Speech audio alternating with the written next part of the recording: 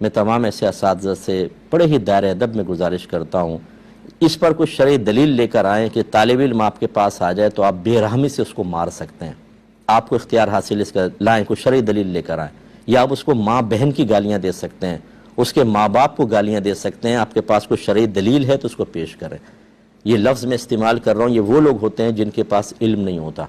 جہالت غالب ہوتی ہے، اور یہ بچوں کو جانوروں کی طرح مار کر ایک غلط مثال قائم کر رہے ہوتے ہیں۔ بالکل غلط ہے، ایسا نہیں کر سکتے، یہ ظلم عظیم ہے اور آخرت میں اس کا حساب و کتاب دینا ہوگا۔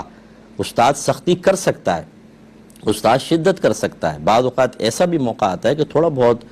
کوئی شرارتی، بہت ہی شرارتی اور ڈھیٹ بچہ ہوتا ہے، تھوڑا بہت زیادہ بھی ہو جائے، لیکن اتنا زیادہ نہیں جیسے یہ کہ جس میں نشان، لیکن ہو سکتا ہے، لیکن یہ نہیں کہ ڈیلی اس کو۔ اچھا یہ بھی میں نے دیکھا ہے کہ یہ صرف غریبوں کے بچوں کے لیے ہوتا ہے، جن کے کوئی بیک پر نہیں ہوتا۔ ابھی کسی کرنل صاحب کا، جنرل صاحب، بریگیڈیئر کا بچہ، ایم پی اے کا، ایم این اے کا بچہ ہوتا، کسی کروڑ پتی کا بچہ ہوتا، تو ان کی ملائمت دیکھیں آپ،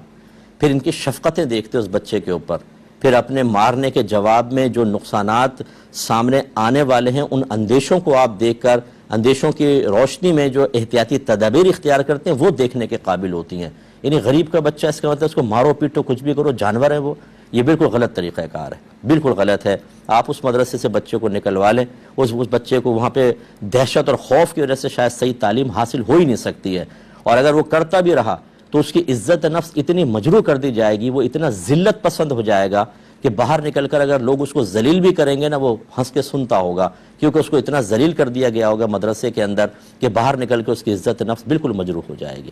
یہ باتیں میری بری تو بہت لگیں گی ان حضرات کو کہ جو مدرسے میں اس قسم کا ماحول بنا کر رکھتے ہیں، یہ بالکل غلط ماحول ہے، ایسا نہیں کرنا چاہیے۔ نبی کریم صلی اللہ علیہ وسلم کے پاس ایک صحابی حاضر ہوئے، انہوں نے عرض کیا رسول اللہ صلی اللہ علیہ وسلم، میرے کچھ غلام غلطیاں کرتے ہیں تو میں ان کو مارتا ہوں،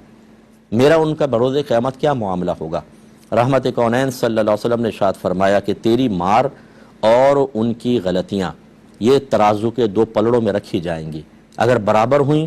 تو نہ لینا نہ دینا، اور اگر تیری برائیاں کم ہوئیں، ان کی غلطیاں زیادہ، تو ان کی نیکیاں تجھے دی جائیں گی، اور اگر تیری مار زیادہ ہوئی، تیری سزا زیادہ ہوئی اور ان کی غلطیاں کم ہوئیں تو نیکیاں تیرے نام اعمال سے نکال کر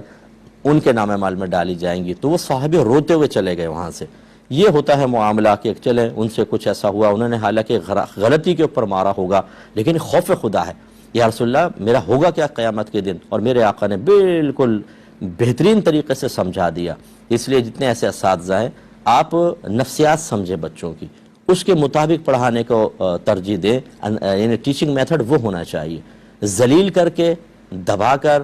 خوف و دہشت کا ماحول بنا کر آپ کبھی بھی نہیں پڑھا سکتے ہیں۔ ہاں جو نکمہ ہے، پڑھ کے نہیں دے رہا، اسے چپ چاپ پھر کہیں بھی چلے جائیں، یہ ہمارے قابل نہیں ہے، یہ مانتے ہی نہیں ہے، تو کیا کریں؟ چھوڑ دیں اس کو۔ لیکن آپ کہتے ہیں کر کے دکھاؤں گا میں،